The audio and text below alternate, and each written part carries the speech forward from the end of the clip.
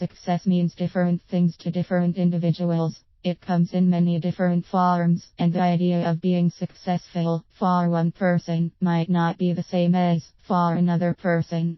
In fact, there are as many definitions of success as there are people on this planet. For instance, if you are a businessman, success may mean being among the top 10 companies in your industry, and if you are a student, success may mean getting distinctions and coming first in your exams. According to Earl Nightingale, success is the progressive realization of a worthy ideal. It is therefore very important for each one of us to define clearly what success means to us. And intention is another way of setting a goal.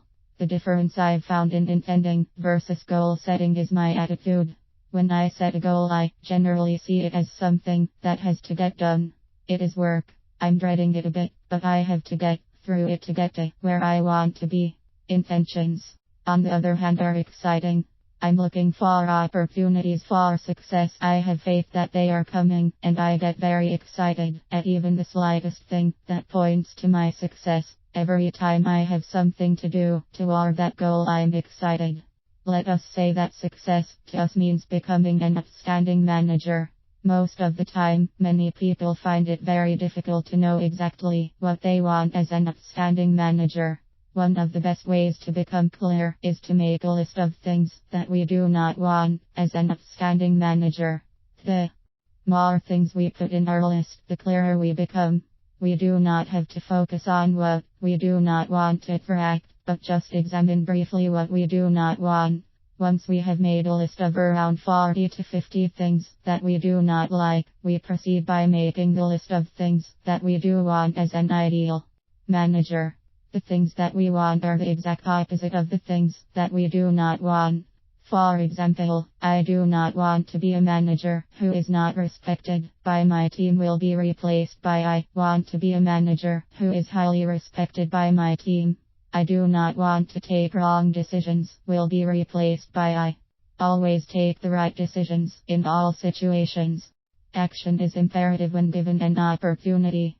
I've known people who have given me excuses for why they can't do something. For example, I knew someone who really wanted to attend counseling. The only problem was that his depression was keeping him from working as hard as he used to, and that was keeping him short of cash, hence a vicious cycle. He couldn't afford the counseling that could help him work more efficiently, that could enable him to afford counseling. He stumbled on a counselor offering free sessions as they were just starting out.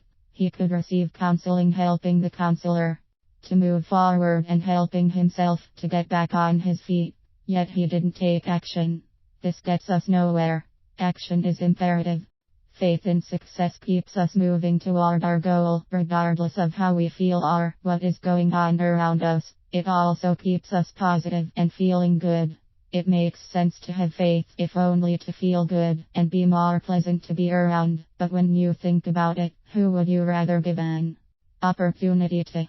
But regardless of whether you believe in the quantum physics of it, the steps you go through are just logical steps that have been proven over and over to produce success. So when you see me refer to the law of attraction, know that I am referring to a collection of principles that have helped countless people create success in all aspects of their lives. Many scientists and theorists from across the globe have come to the conclusion that everything is regulated and governed by a set of universal laws such as the law of cause and effect and the law of gravity.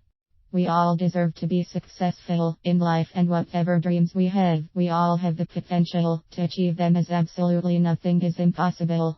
We just have to follow the great advice of Walt Disney, who rightly said, if you can dream it, you can do it. The law of attraction is essentially a belief or theory that like attracts like, and that by focusing on positive or negative thoughts, you attract positive or negative results. Basically, you attract into your life whatever you think about, whether you want it or not.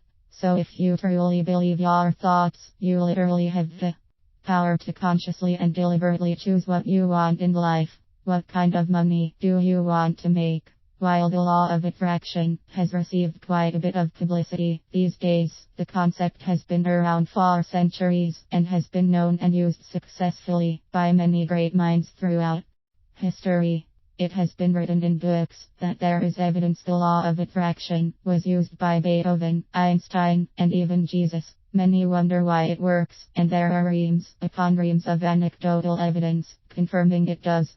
The law of attraction gained a lot of publicity back in 2006 when the film The Secret was launched, which was a documentary type film where some of the leading experts appeared on camera to give an insight into what the law of attraction is and how it works. The film was good for the newcomer who knew little or nothing about the law of attraction, but at the same time, it really only touched the tip of the iceberg and gave no reasoning regarding how this powerful law of the universe works or its true origins. Law of attraction history. Many people associate the law of attraction with New Age movements and similar practices. Unfortunately, modern media and uneducated bloggers and such like haven't helped matterit.